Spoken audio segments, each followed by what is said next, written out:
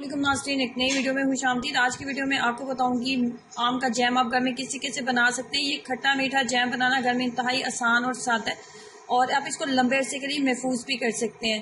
तो कैसे बनाएंगे आइए जानते हैं। तो इसको बनाने के लिए सबसे पहले जिस चीज़ का मैं इस्तेमाल करने वाली हूँ वो है कच्चे आम। कच्चे आम तकरीबन आधा किलो के करीब मैंने लिए हैं और इनके ऊपर का जो छिलका होगा ना वो उतार लेंगे।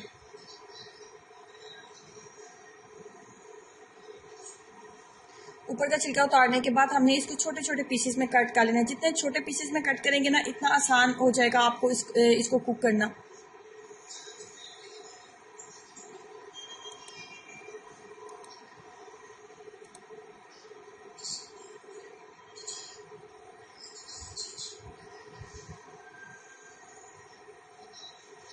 इसी तरीके से तमाम मैंगो को हम जो है छोटे छोटे पीसेस में कट कर लेंगे। उसके बाद लेंगे एक अदद नॉनस्टिक बर्तन और उसके अंदर 2 कप के करीब पानी डालेंगे। 2 कप पानी और तमाम जितने भी पीसेस हैं ना आधा किलो कच्चे आम के वो तमाम पीसेस हम इसके अंदर कट करके ऐड कर देंगे। आम को कट करके ऐड करने के बाद अब यहाँ पे फ्लेम को बहुत ज़्यादा हाई बिल्कुल आपने नहीं रखना, मीडियम फ्लेम के ऊपर इसको रखेंगे, ढक्कन के साथ कवर कर देंगे और ये बहुत जल्दी नरम हो जाता है। बहुत ज़्यादा टाइम नहीं लेगा, कम से कम ये 10 से 15 मिनट टाइम लेगा और ये बहुत जल्दी कुक होना स्टार्ट हो जाएगा।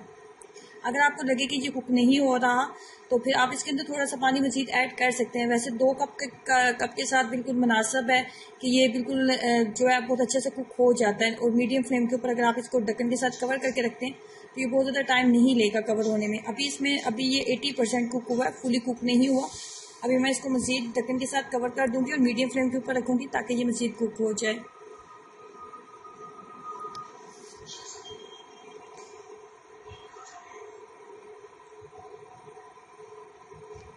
अब ये फाइनली जो है ये कुक हो चुका है और अब यहाँ पे मैंने फ्लेम को बिल्कुल बंद कर दिया। फ्लेम को बंद कर देंगे और आप इसको थोड़ा सा नॉर्मल टेम्परेचर में आने देंगे ताकि हम इसको अच्छे से स्टेन कर सकें। स्टेन करने के लिए एक अच्छी मुनासिब साइज़ का हम स्टेनर ले लेंगे जो ना बहुत ज़्यादा पतला होना चाहिए, बारीक होना चाहिए, ना ही बहुत ज़्यादा मोटा होना चाहिए। और चम्मच की मदद से इस तरीके से इसको प्रेस करते जाएंगे तो ये बहुत जल्दी जो है ये जो इसका सख्त पार्ट होगा वो अलग हो जाएगा और जो नरम पार्ट होगा ना वो नीचे छलनी से वो नीचे चला जाएगा।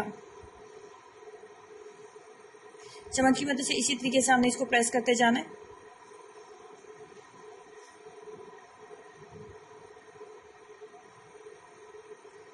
मार्केट में हमने बहुत दफ़ा मैंगो जैम जो है वो बाय किया होगा, लेकिन अगर आप इस रेसिपी को बिल्कुल इसी तरीके से अगर आप ट्राई करेंगे ना तो ट्रस्ट में ये इतना मज़े का बनता है कि आपके बच्चों को बहुत पसंद आएगा। नॉर्मली जो बच्चे रोटी खाना पसंद नहीं करते, अगर उनकी रोटी के ऊपर भी अगर आप थोड़ा सा जैम लगाते हैं तो वो बहुत खुशी से रोटी भी खा लेते हैं।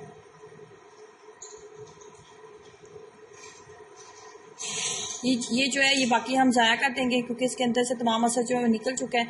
तो ये हमारा जो जैम है ये तैयार हो चुका है। अब हमने इसके अंदर डालनी है चीनी। आधा किलो जैम के साथ, आधा किलो आम के साथ हम इसको बना रहे हैं तो इसके अंदर 1 कप चीनी जो है बिल्कुल मुनासिब रहेगी।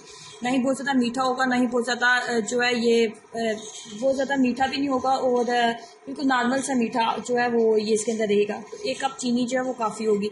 अब चीनी को पकाने का तरीका ये है कि चीनी को हमने इतनी देर तक पकाना होता है कि चीनी का जो अपना नेचुरल पानी होता है वो मुकम्मल तौर पर ड्राई हो जाना चाहिए। अगर चीनी का पानी इसके अंदर रह जाएगा ना तो जैम हमारा ख़राब हो जाएगा। पकाने का तरीका ये होता है कि आपने इसको मुसलसल चम्मच के साथ आपने चलाते जाना है। चम्मच को आपने नहीं रोकना, फ्लेम को बहुत ज़्यादा हाई बिल्कुल नहीं रखना। आपने मीडियम फ्लेम के ऊपर फ्लेम रखते हुए इसको मुसलसल चम्मच के साथ चलाते हुए हम इसको पकाएंगे। इसके पकने की ये देखने के लिए कि ये पक चुके हैं या नहीं, तो ये इसका तरीका ये होता है कि 5 मिनट के लिए इसको प्लेट में छोड़ दें। अगर ये अपनी जगह पे स्टिल कायम है, स्टिल अपनी जगह पे है, हिल नहीं रहा और इसके अंदर किसी भी तरह का पानी वगैरह आपको नज़र नहीं आ रहा तो इसका मतलब होता है कि ये पक चुके हैं। तो फाइनली ये हमारा थिक और स्मूथ सा जो जैम है ये बिल्कुल रेडी हो चुका है। अब आपने इसको अगर फ्रिज में नहीं रखना चाहते, बाहर अगर आप किचन में इसको रहने देते हैं तो भी ये ख़राब बिल्कुल नहीं होगा। और इस जैम को एक बार ज़रूर ट्राई करें। अगर आपके घर में छोटे बच्चे हैं तो छोटे बच्चों को ऐसी चीज़ें बहुत पसंद होती हैं। घर में अपने हाथों से आप बनाएं और अपने बच्चों को ज़रूर बना के दें ऐसी चीज़ें। बस इसमें आपने एक बात का ख्याल रखना होता है कि जब स्लाइस के ऊपर आप जैम लगाएं तो आपने कभी भी गीले चम्मच का इस्तेमाल या गीले नाइफ का इस्तेमाल ना करें इसके अंदर। और ताकि अगर आप कोई भी गीली चीज़ इसके अंदर लगाएंगे ना तो ये बहुत जल्दी ख़राब हो जाएगा। बस आपने इस बात का इसके अंदर ख्याल रखना होता है।